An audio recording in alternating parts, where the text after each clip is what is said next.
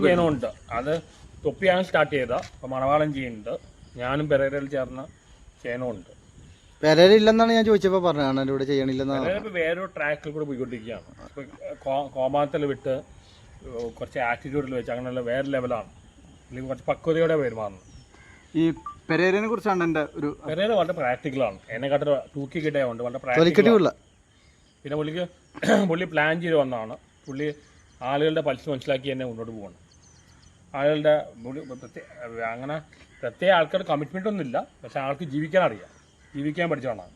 രാഷ്ട്രീയത്തിലേക്ക് ഭാവി ഉണ്ടാവും. രാഷ്ട്രീയത്തിൽ കോൺഗ്രസ് രാഷ്ട്രീയത്തിൽ കയറിയാണ് പൊളിറ്റിക്സിൽ. ആളുകളുടെ കാരണം അത് അറിയാം. കുതുവാൽ വെട്ടാനും മറുകണ്ട് ചാടാനെല്ലാം അറിയാം. പെരേരക്ക് വിശ്വസിച്ചാൽ നോക്കി ഇനി കുറച്ച് നിങ്ങളെ മാറ്റി കിടത്തും. ഓരോ സമയത്ത് ഓരോ ആൾക്കാരാണ്. അണ്ണൻ്റെ ഭീഷണിയാൻ തോന്നിക്കഴിഞ്ഞാൽ മാറ്റി കളയും.